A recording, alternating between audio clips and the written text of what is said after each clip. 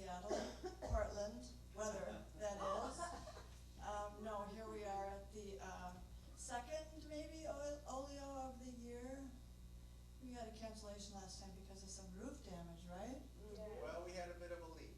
Yep. A bit of a leak, okay. It was Well, anyway. it was actually kind of a flood, but Okay. we got it fixed. So we got flooded out, so here we are in June, and again, welcome to everybody. Thank you to Don Miller and to Fusion, of course, for being our great support system. Thank you to Kenosha Writers Guild, and there's other people, but I'm going to do that at the end. So more thank yous. But Kenosha Writers Guild is, of course, behind this. And I am Sherry Engstrom. Did I already say that? No. Well, I am. That's my name. And I was asked to MC, and I'm a rather newish friend of the Kenosha Writers Guild. So again, we're happy to be here, and we have 7 storytellers tonight. Our first one is Viki Dumez, and it's easy to introduce people that you already know. I've met Viki a couple times, heard her tell 2 or 3 stories. She's been telling stories, I think, since infancy or something like that. Countless stories, and she's a radio actor for WGTD, and she started a storytelling group in Antioch with Rene, I believe.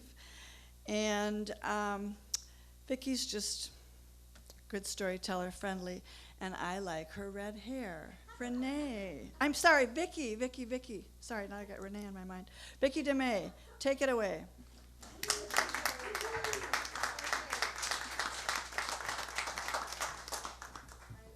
I'm honored to be confused with Rene. Let me get organized here, because the other one. That's the portable. That's what I know. Is this? Can you hear me now? No. All right.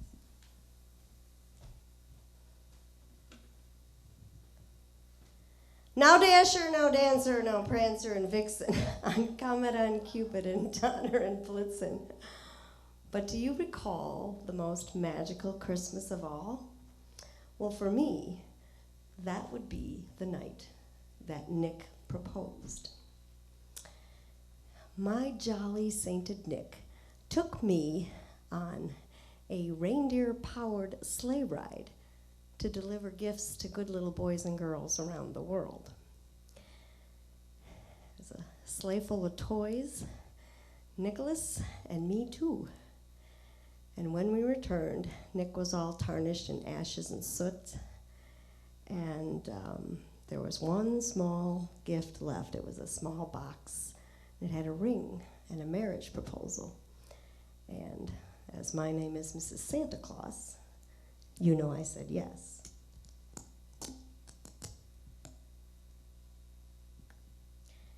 As Nick and I had been courting for about a year and a half, we set our wedding date for Valentine's Day, February 14th. That gave us 7 weeks and 2 days to prepare. Sounded good in theory. And we had a lot of work to do.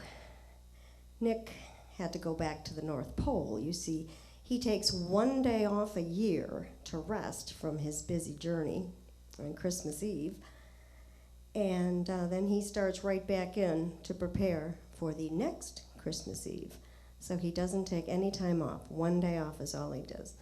So he had to go back to the North Pole, and so my parents, who were a little surprised at how soon the wedding would be after the engagement, we girded up our loins and we got to work. And there was quite a lot of work to do to plan this wedding. Now, it was to be a small, intimate affair with just close friends and close family. And as luck would have it, both the chapel and the priest were available on St. Valentine's Day. And my mother was able to find the most beautiful fabric and the perfect lace, and she made me this outstanding wedding dress. And I decided I would make my own wedding cake.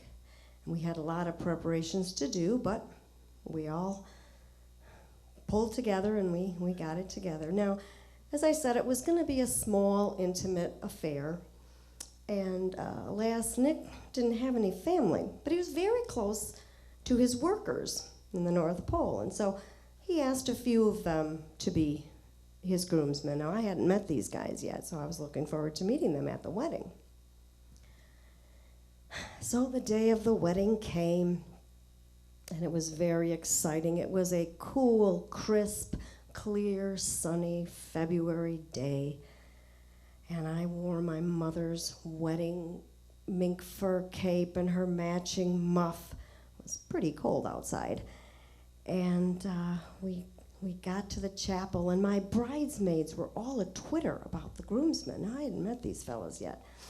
And they carefully whisked me away into the vestibule, away from the doors, because it's bad luck for the groom to see the bride before the wedding, right? So they whisked me away, and I couldn't, I was off to the side. And then they started down the aisle. Their eyes danced with delight as they promenaded. And my father and I stood in the vestibule, and we had one quiet moment together before Wagner's bridal chorus began to play. It was magnificent. Da-da-da-da, da-da-da-da. And my father offered me his arm, and I took it. We stepped into the chapel, and I just took a moment, and I took everything in. I just breathed it all in. Here I was on my wedding day with my father in the chapel, and the stained glass, and the sun coming through, and the flowers, and the candles, and the string quartet, and the beautiful wood, and all the beautiful faces happy with joy. I just took everything all in, and then we carried on.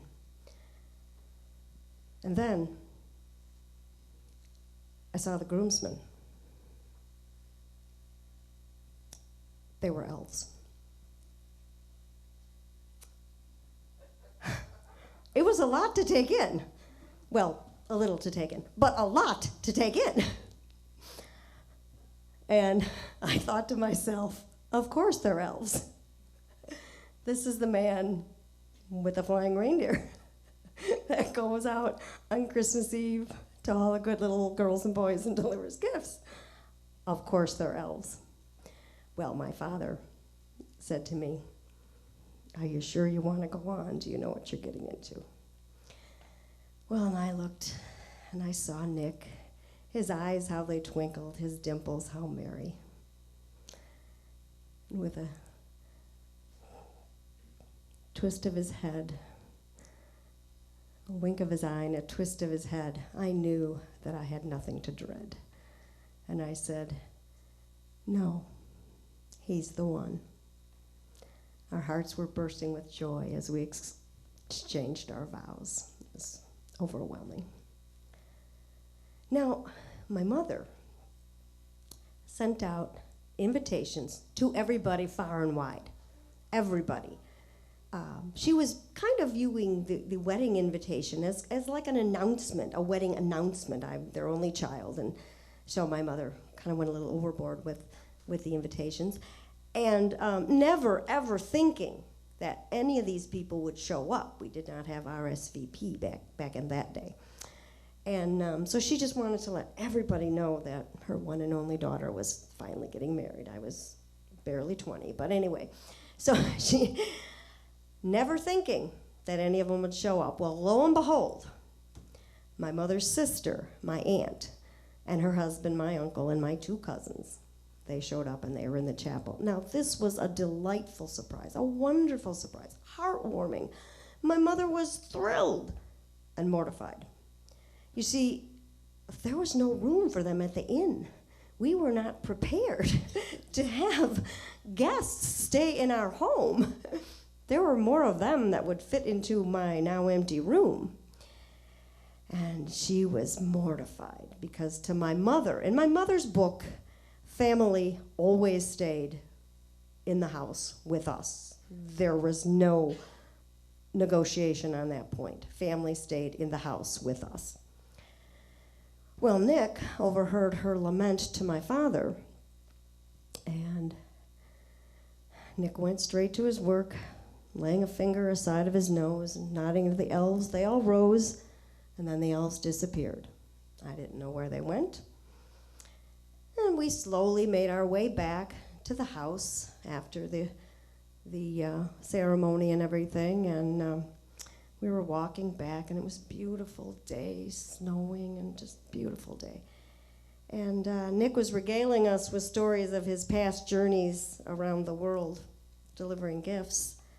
He seemed to know a lot of our guests, who was naughty, who was nice. So we got back to the house, and my mother was greeted by Nick's sidekicks, and they excitedly pulled her into what had been my room until that morning, and my mother stood there in bewilderment. You see, the elves had fashioned bunk beds into that room so that my aunt and uncle and my 2 cousins would have a place to stay in the house.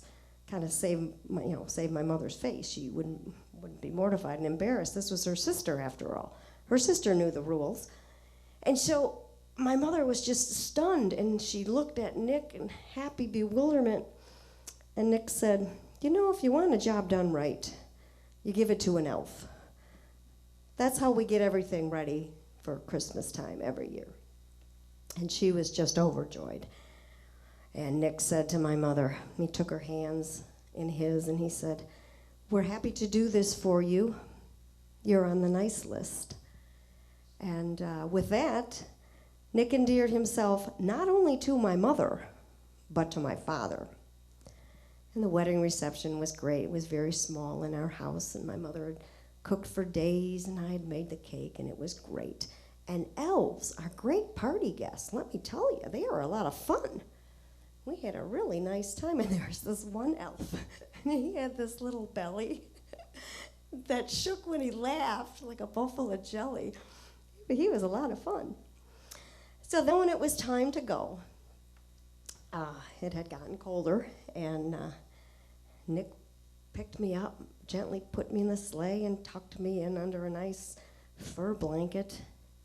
He sprang to the sleigh, to his team, gave a whistle, and away they all flew like the down of a thistle. It was quite an exit. As a driver, he was so lively and quick. I was so proud to say, "This is my husband, Nick." The moon on the breast of the new fallen snow gave a luster of midday to objects below.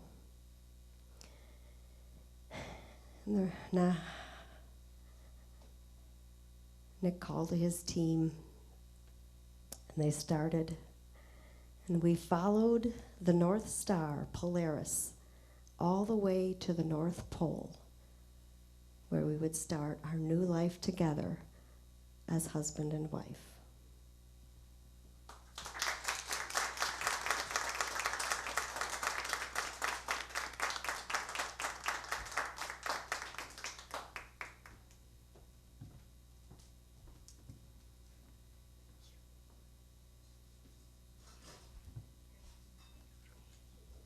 Thank you, Viki, for getting us warmed up with that nice little winter story. Okay, next we have Brent Mitchell. I can't see anything up here, so Brent, I hope you're ready to go. So Brent, I don't know Brent, but if I knew him, I'd really want to ask him this, because I read it in his bio that he's a high school dropout, or he was, not anymore. Because now he has a master's. I guess that's true. So now he obtained a master's degree in theology after that beginning of his journey. So he will tell you more in his story. He's a father, he's a musician, he's a poet, and as I said, a college instructor. And he also threw in there that he's got 4, forget which word he used, but some sort of word that made his 4 children sound like they were perfection personified. So I don't know what he's going to tell you about, but Brent Mitchell, you are on.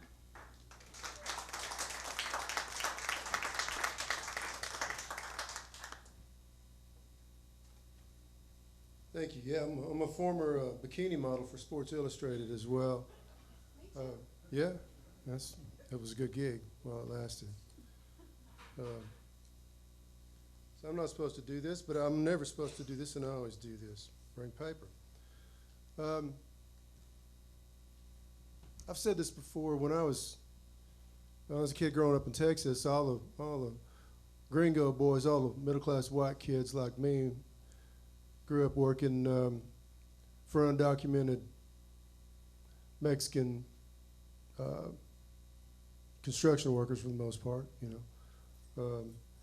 There, when I was growing up, a kid could walk up onto a construction site and just shout, literally, "Who needs help?" from the curb. And somebody walk out and say, you know how to hang sheetrock? You know how to do whatever? No, I don't know how to do it. Well, here's a tool belt. You put that on. Here's your tools. You follow him. You do what he does. I pay at the end of the day if you're any good.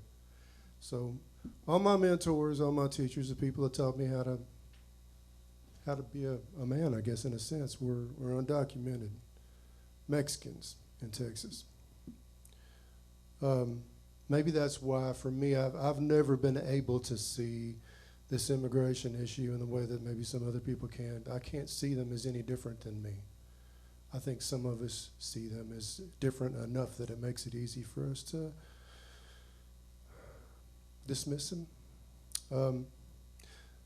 Today, about 4:30, I picked up at the Kenosha Detention Center another Central American kid that I paid bond for to get him out. Raised money for it, paid $5,000 for it. Spent the whole day in Milwaukee getting him out. He's a kid with braces. He's been there 6 months. He wept in the car all the way home to my house.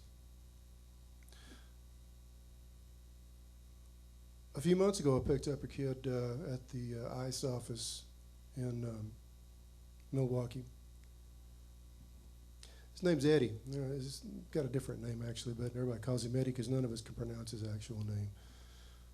Eddie's a Honduran, effeminate gay kid whose parents pretty much disowned him for that. He was a regular target for pretty much anybody who came across him. Only his big brother didn't judge him. Only his big brother stood up for him. Only his big brother loved him. When the local extortionist gang surrounded Eddie one day, his big brother happened by just in time to intervene. So they turned on the big brother, and they made Eddie watch as they cut him into little pieces like a ham.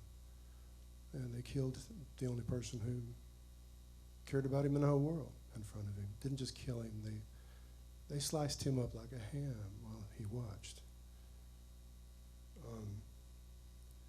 So Eddie blamed himself. After all, this guy had he'd given his life for him, right? His brother had. His family blamed him as well. Eddie still blames himself. He couldn't go home because the family blamed him. He literally had no place left to stand in the world. No place to go. So like so many people in similar straits right now, he started walking north. It was a long, really ugly journey. It took him months. And when he finally got across the Rio Grande, obviously, he was taken and put in detention, in prison. He was arrested. For what crime?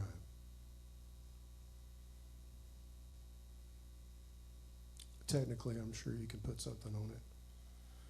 Anyway, he spent the next 6 hellish months in the Kenosha Detention Center, where he, along with many others like him, were sent from Texas.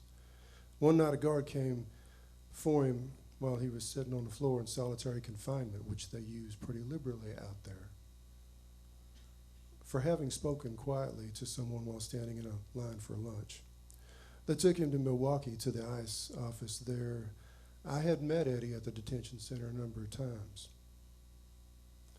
My wife and I had been working on a way to pay his bond. I was waiting for him when they sent him through the door near the street in Milwaukee. And he had no idea that he was about to be freed. And so they opened the door, and he looked at me for this long, confused moment. And then I said, "You're free. I'm taking you home now. No one's going to hurt you anymore." And we walked out the doors into this first warm, sunny day that we've had this summer. It was a beautiful day. That was one of the sweetest moments of my life, to be privileged to be that person who got to do that.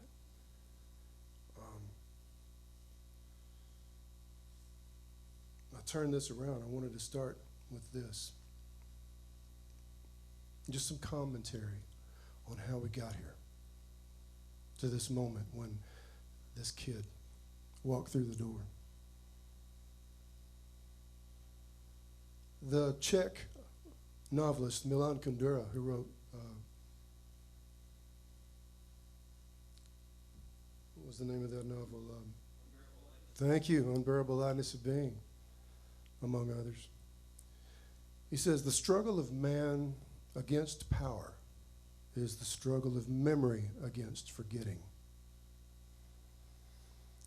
In 1916, a guy named Madison Grant wrote a book called The Passing of the Great Race. He's an American. A white supremacist manifesto that railed against immigrants from what some people call shithole countries today, against immigrants coming to our country. Actually, a number of presidents in the early 20th century loved this book, including Teddy Roosevelt. And another world leader loved this book as well. Adolf Hitler wrote to Grant personally to thank him for writing it, referring to the book as my Bible, a book written right here. In 1925, 30,000, you can see this actually online if you haven't already seen it. It's easy to find a film of it. 30,000, well, this is actually, I'm going to get to that in a second, Klan members. You know about this. The Klan members, they marched on Washington, mostly protesting immigration to the United States, wearing costumes that look like big white condoms. 80 years ago, in February of 1939, 20,000 Americans stood in neat rows before a stage at Madison Garden. This is the one you can look at online. The gigantic stage was festooned by a 50-foot flag on either side, 50-foot flags on either side of a huge portrait of George Washington. The flags were American flags next to Nazi flags, swastikas. It was a massive rally of American Nazis in New York just 6 months before the war broke out, World War II. They were protesting immigration of Europeans to the United States. In 1883, Emma Lazarus wrote a poem that's on a plaque beneath the Statue of Liberty. And it has a very different aspiration for America, vision of America. She's pairing, I don't know if you've ever heard of the great 7 wonders of the world. One of those 7 wonders was the great Colossus, I believe at Alexandria, is that right? It was a gigantic statue of Alexander the Great, standing on each, it was a leg on each side of the harbor. It was a statue to military empire, to the strength of a nation. Emma Lazarus called her poem The New Colossus. It's a new idea of national power. She says, it's very short, you've heard it before. Not like the brazen giant of Greek fame, with conquering limbs astride from land to land, here at our sea-washed sunset gate stands a mighty woman with a torch, whose flame is imprisoned lightning, and her name is Mother of Exiles. From her beacon hand glows worldwide welcome, her mild eyes command the air-bridged harbor that twin cities frame. You can keep ancient lands, your storied pomp, she cries with silent lips. Give me. You're tired. You're poor. Your huddled masses yearning to breathe free. The wretched refuse of your teeming shore. The wretched garbage of your teeming shore. Not your best and brightest. Send these, the homeless, tempest-tossed, to me. I'll lift my lamp beside the golden door. I gotta go here. Another voice, one which we are all too familiar with, recently said, of people seeking refuge on our golden shores. We have people coming into the country who are trying to come in. We're trying to stop a lot of them. You wouldn't believe how bad these people are. They aren't people, they're animals. These are animals. When Mexico sends its people, they're not sending their best. They're bringing drugs, they're bringing crime, they're bringing rapists.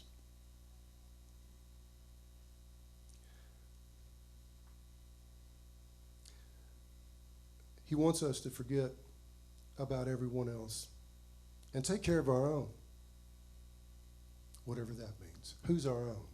Am I one of his own? I don't know, I doubt it.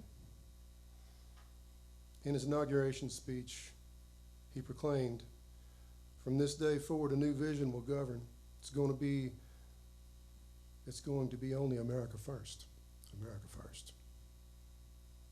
Conversely, Martin Luther King Jr.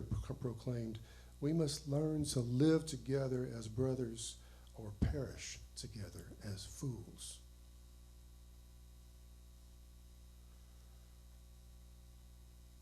The struggle of man against power is the struggle of memory against forgetting. Don't forget it.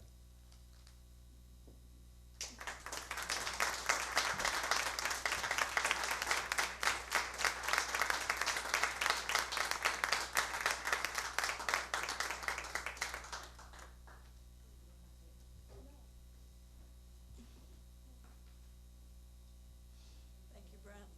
Thank you, Brent.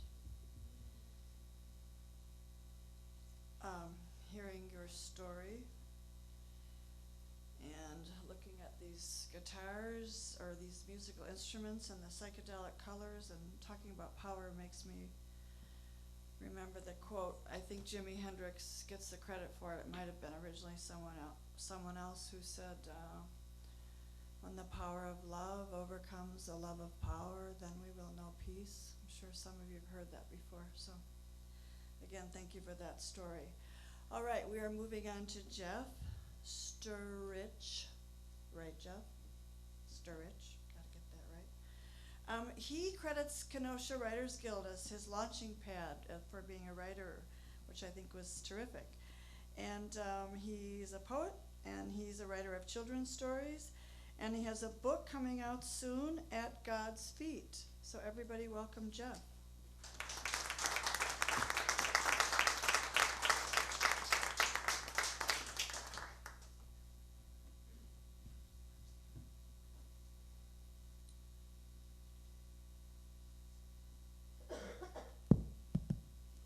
Hello. I'm going to talk about a little and big thing called hope. Every so often I get in these kind of moods where I just want to keep giving as much as I can in all avenues. Well, I often go to this coffee shop nearby, Common Grounds. People probably drift over there like me. I wrote an ad, complete with tear-off tabs. It says, hope, it's not a wish, it's free. So if you think about it, my hope was that people were going to take that one tiny little shred of hope and hold on to it and build from it. So it kind of made me feel like a little secret.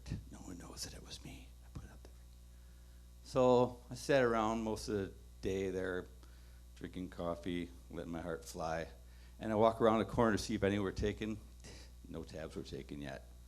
That was like on a Tuesday. Come Wednesday, I come drifting in there, grab my cup, dump too much stuff in my coffee. Anyhow, come around a corner, and to my surprise, one was taken. It made me feel good that somebody stuffed that in their wallet, their pocket, or their purse. And they needed that little piece of paper, that little piece of hope that we all are looking for wherever.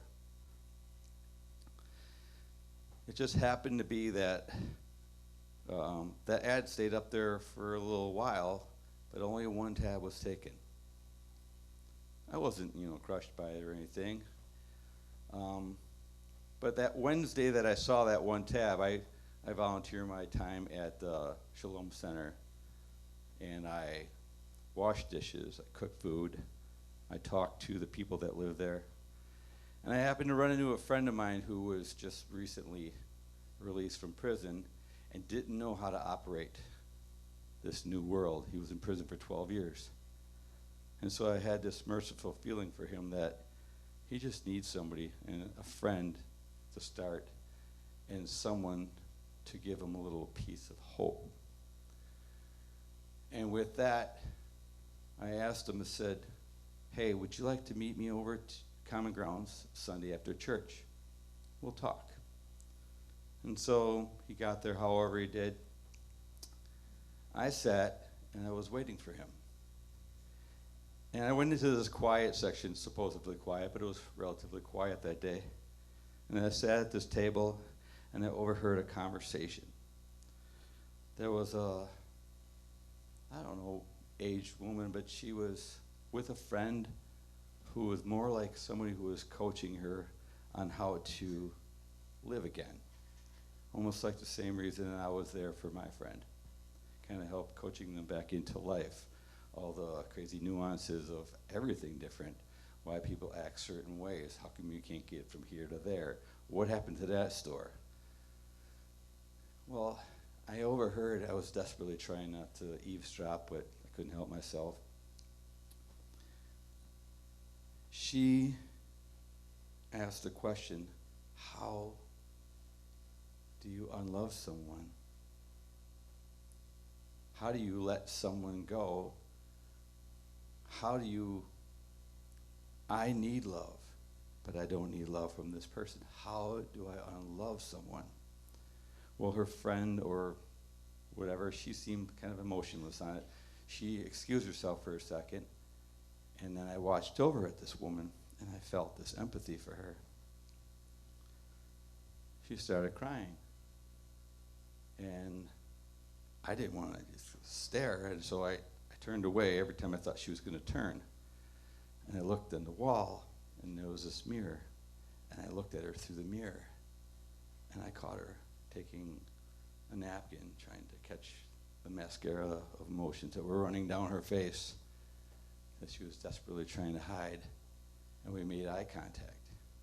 And inside, instantly, I felt, I'm trying to do the same thing.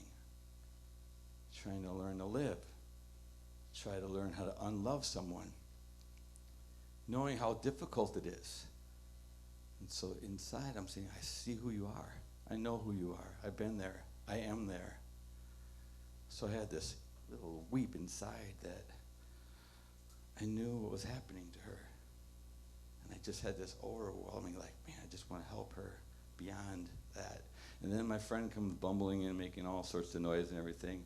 And I understood that he was excited to see me. And so, but I didn't forget about this person. And there was several days that I would meet up with my friend, and there would be hours that I would just listen to him, because sometimes the best thing to do is to listen what's on their heart so you know where to start. And we kept going back to hope. And don't worry about this, that you need to take this little thing here. This is your tiny piece of hope, this piece of paper right here. This is your little piece of hope. Hang on tight to it. You can build from this. It's free. So, end of that day, I just really was scratching my head. I'm like, wow, what am I doing? I'm thinking about this person that I overheard. And I kind of had a little heart flip, like, wow, two people with the same sort of pains going on at the same time, but I'm a little bit farther, I think, than she is. So I go into the coffee shop again, hoping with these magical thoughts of thinking, okay, I'm going to run into this person again. I don't. So I walk through this vestibule and I look at this, the tab, the ad I put up. None were taken, just the one. I'm like, well, somebody is carrying around a little piece of hope that I gave them in thought and theory. And so the next day I go in there, it's Wednesday. I grab my cup and everything. I'm not thinking about, magical moments. I turn the corner. There's this woman standing by my ad. She turns and looks at me, and we just both can do nothing but smile. And then I stand next to her, and I look. There's another tab taken. And I look down at her hand, and she's holding a little piece of hope. I have my writer's satchel on my right side. I put it over the other side. And I stand there, and we're both looking at the ad. And I just reach down and kind of touch her hand. And both at the same time, we grabbed each other's hand. Nobody knew that we were perfect strangers, just holding hands. Something like a God intervening, saying you need each other. Each other are your hope. So I went and I sat down at a table. And it was for about an hour or so I was sitting there. And she was sitting at the same table that I first saw her. And crazy me, I write a note and I place it in this drawer in the table. And I had to write it down just because I didn't want to totally forget it. All right, bear with me. Okay. And I think to myself, how is like a little torn tab of hope going to help somebody? And in this note, I left no contact name, no phone number, nothing. And I wrote about the undying hope of tomorrow and the next day and the day after that. And I said, we are not broken, neither of us. That we are coexisting on the same questions, the same plight of pain, the same hope for tomorrow, the same questions about what is next to come. And that if she sheds more tears than she could possibly control, if she can just please save them in a bottle for me. And then I'll start a flower garden just so I know that something as little as tears and hope can grow, something beautiful like flowers. And I said to her, I said, allow yourself to grieve. I have, and I'm still grieving. And I said, thank you for entering my life. And remember, hope is not a wish. It's free. And so a couple days go by. I don't see her. I don't find nothing in that magical drawer of mystery. And then later on in the week, I go through and I said, well, at least maybe somebody has opened their heart more to the world and the possibilities of things to come. Well, then I find a note in the drawer. And it was interesting. She wrote, "Dear beautiful stranger, your words have given me additional hope that I am not alone, and for that I thank you kindly. Our blind, slight hand-holding, I do have to say, changed my heart a bit. This must be hope growing, don't you think? As for that was the day I was in dire need of a holy answer in which you gave me in a little tear-off tab and a prayer. And just so you know, I prayed for you yesterday. I hope you don't mind. For you offering such kindness, such as you do. I cry for your goodness. I know a meeting would be too soon, and not really what we shared. I want a life, and I know that you want your life too. And as strange as that sound, but you know what? You rescued me, but I think I rescued you too. Signed, to be continued. Thank you.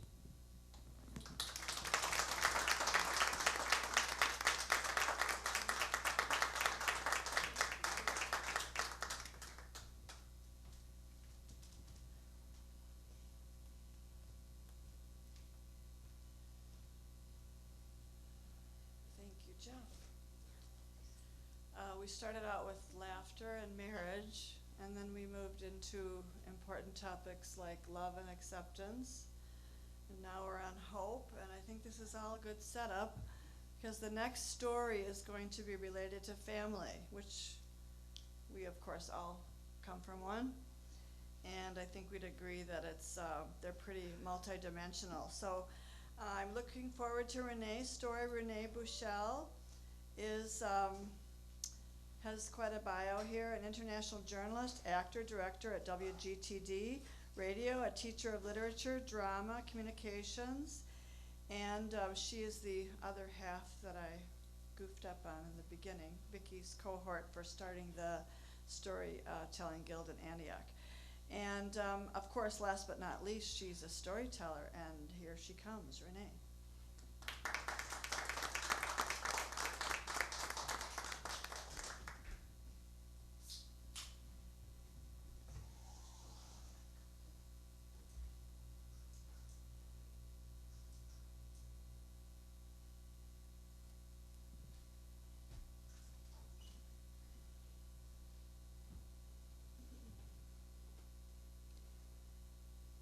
I had a beautiful brother.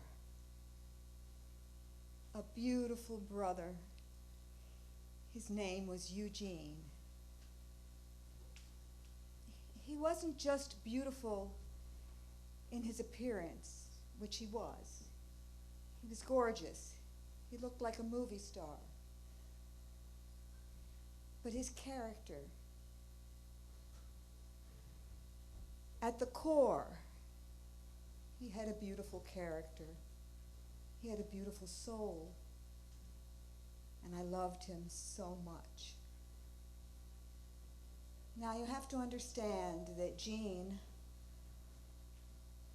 was born as a twin. He was the first of twins. And because he came out first, he was named after my father. So he was Eugene Jr. And as Eugene Jr., he was expected to be like my father, of course. Oddly enough, he looked a lot like my father. Now, his brother John didn't look anything like my father. And so Gene was favored, and John was not. Gene was the apple of my father's eye, and my father would do anything for him. My father would save him from any peril. That's the way it was, until my brother Gene turned 8 years old.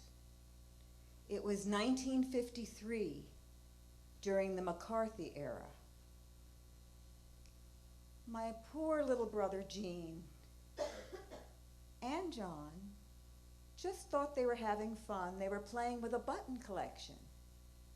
It was a collection of buttons that my parents had gathered back in the 30s when they used to visit different party meetings. Well, there were socialist buttons, there were communist buttons, but you see, my father worked for the U.S. Defense Department as a scientist in a top secret position. Well, my little brothers didn't know that. They played with the buttons, and they left the buttons on the neighbor's lawn. And the neighbor, of course, being a staunch citizen, turned the buttons into the military police. And my father was accused of being a communist spy, because after all, my father was born in Budapest, Hungary. My mother had been born in Russia, and my mother was accused of being a spy as well. It was in all the papers. And so our whole family was ostracized. No one would play with us. But what happened to my brother Gene? When my father found out that it was Gene, his little pet, Gene, had left these buttons on the lawn. Oh no, that couldn't be. You see, my father was also an artist, and he had been making a statue for Gene, a beautiful statue, a bust of Gene.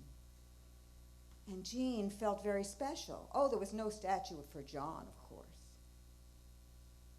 But when my father found out about the buttons, he said, "I disown you, Gene.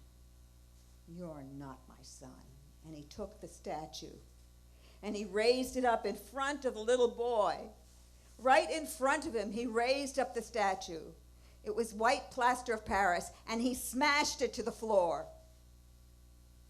And it broke into little bits.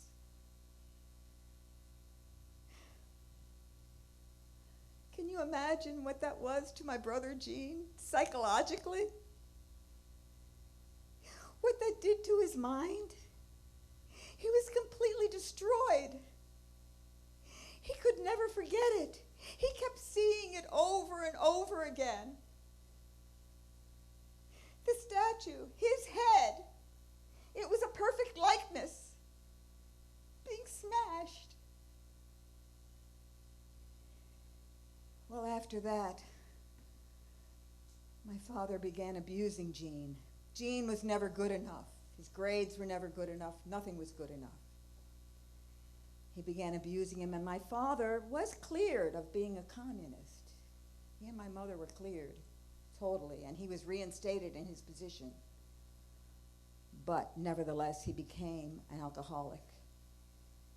And in his alcoholism, at night, he would talk about being accused of being a communist. He could never get over it.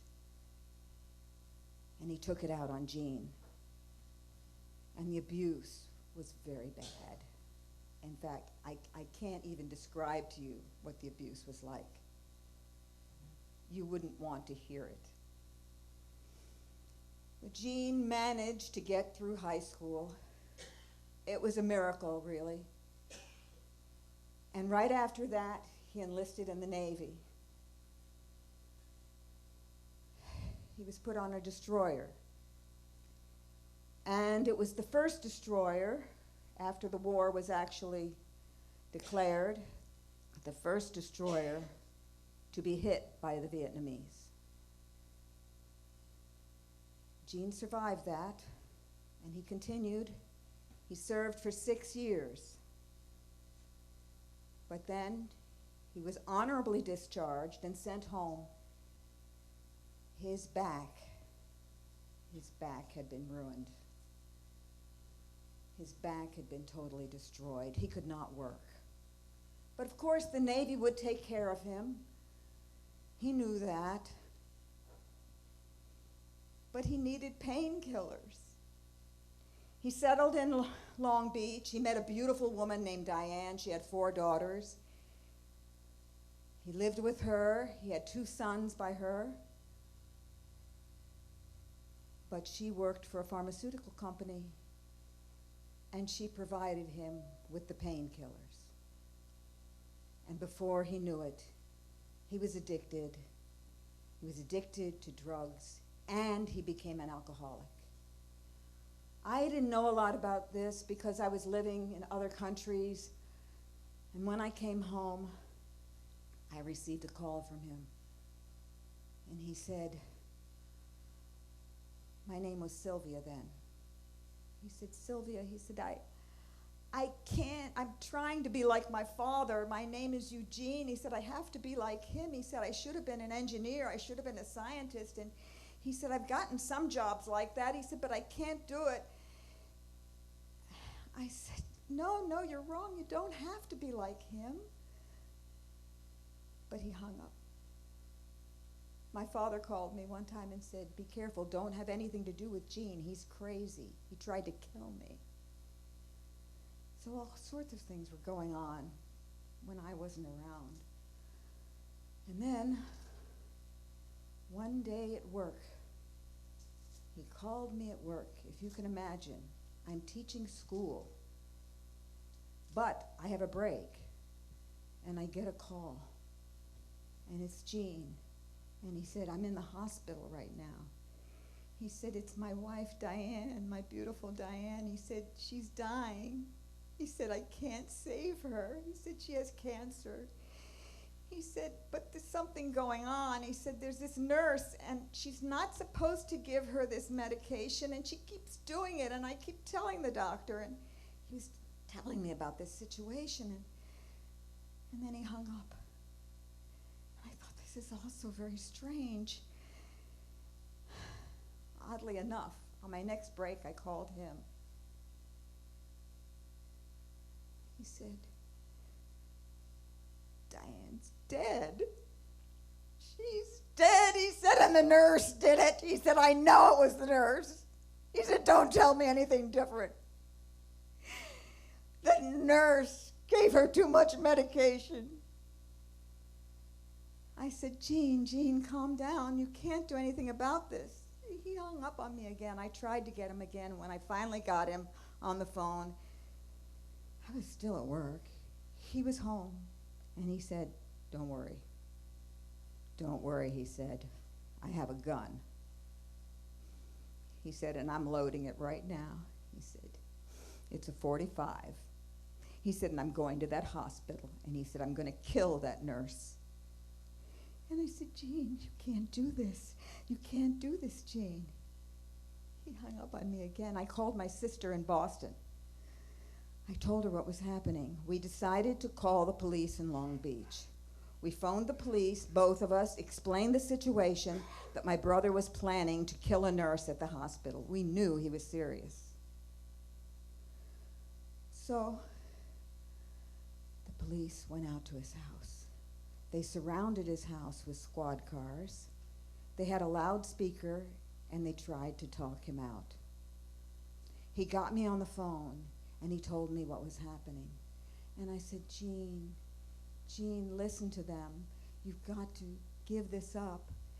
He said, I can't be like my father. He said, I've tried so hard to be like my dad, and I think he would do this. I said, no, he wouldn't do it. I said, look, your dad was an alcoholic. He said, I know. He said, I'm an alcoholic too. He said, because I'm just like my dad. I just haven't done everything. I said, no. I said, you're yourself. Gene, you're yourself. You don't have to be like your father. Think about it. You have your own soul, your own spirit. I lost him. He was gone. He had hung up. I prayed, and then I managed to get on the phone with him again. And he said, he said, my granddaughter is out there. She's talking to me on the loudspeaker. Pamela, he said, Pamela. Oh, Pamela. He said, Sylvia, I'm going to listen to Pamela.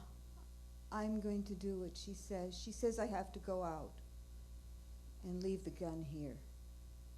I said, that's right, that's what you have to do. And he must have set the phone down, but I could hear him putting something maybe down or something. I heard some noises. I could hear the door opening, and I could hear him going out, and I could hear people talking, and as if they were apprehending him. And it was true. After I hung up the phone, later on I found out they had arrested him. Well, they'd taken him into custody, but they didn't charge him because they said, well, after all, he hadn't done anything, really. He had been planning to do something, and they put him in a rehab program, and that was the best thing that could have ever happened to my brother Gene. he called me from rehab. This was after some time had passed. And he said, Sylvia, you won't believe it. He said, I found God. I found God. And he said, you know what? I found myself. I am not my father, am I? I'm not him. I don't have to be like him. I am myself. I have my own soul. And I said, yes, Gene, that's what I was trying to tell you. He said, thank you. He said, thank you. He said, you know, you always helped me. When we were kids, you always helped me. I remember. I said, well, I don't remember, but if you say so. And then later I heard about Gene from different people. Gene was a changed man. He was working for the church. He was volunteering. He was helping other veterans. He was helping one vet who was dying. He would sit with him hour after hour to make sure that he didn't die alone.